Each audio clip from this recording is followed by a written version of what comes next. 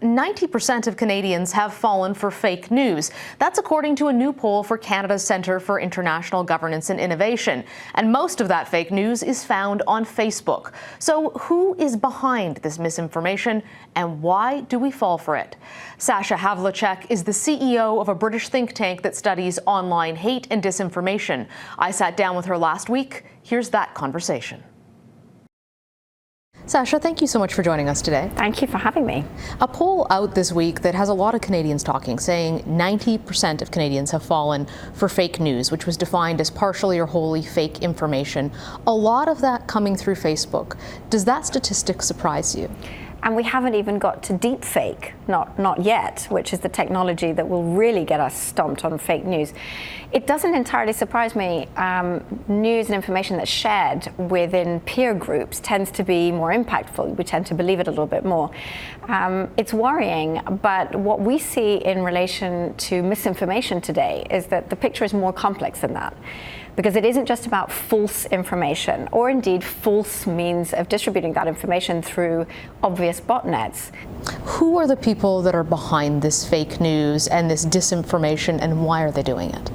Well, this is the thing, when everybody's been looking at this really since 2016, and everybody's been asking really the big question about Kremlin interference. Now, there is that happening, but what we're seeing is a much more complex set of actors. We're seeing transnational non-state actors very active here. The international alt-right has been as much of a player, I would say, as Kremlin sources across Europe, across a whole range of elections of late. And we see an investment in long-range campaigns around wedge issues. Why is it that social media companies aren't doing more to counter this? Is it beyond their control? Is it not in their interest? What's the motivation? So I think that there have been efforts by the companies to look at this sort of range of harms, if you like, from violent extremism through hate speech, through the misinformation space.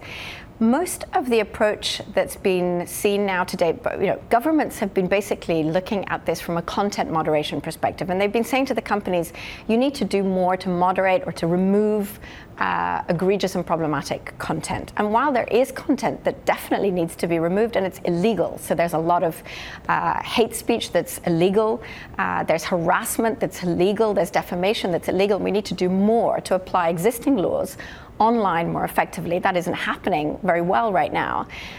There's a whole lot, of course, that isn't that falls into the sort of gray area of legal but problematic content.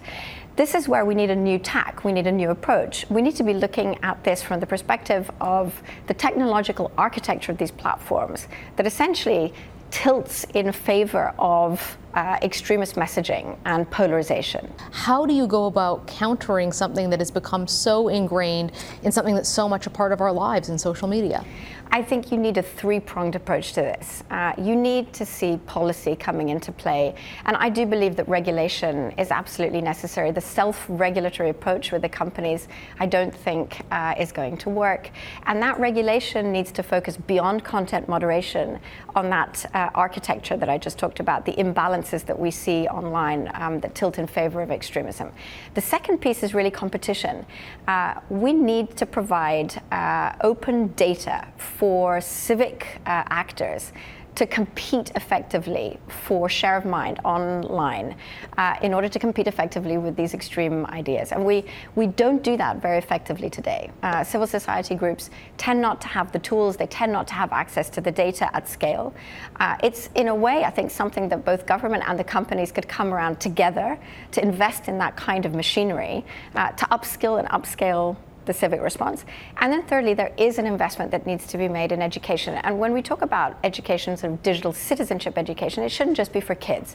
This should be for everybody. What about some of the immediacy that the technology allows? And I think of the terrible attack in New Zealand in March.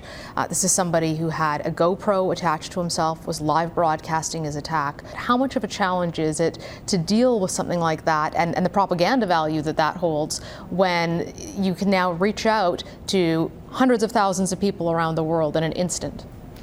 Well, it's a huge potential, of course. And one of the things I would say is that that attack gave us an insight into the wider ecosystem of these extremist groups.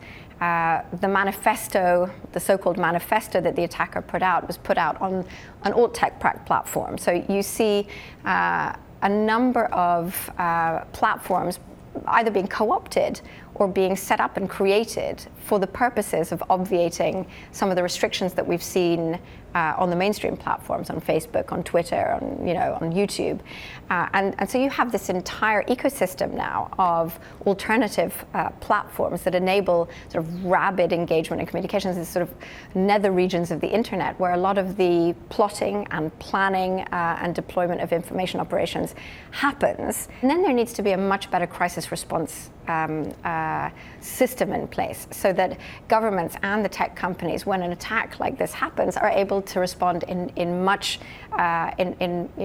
tighter time frame. We're in an election year. What should Canadians be prepared for in this election, and what's the possible fallout and consequences of this kind of disinformation being fed into the campaigns? I think one has to be prepared for the fact that there is a whole plethora of actors that will be interested to sow the seeds of polarization, potentially hate, but also sort of tilt the system in perhaps favor of one or another party.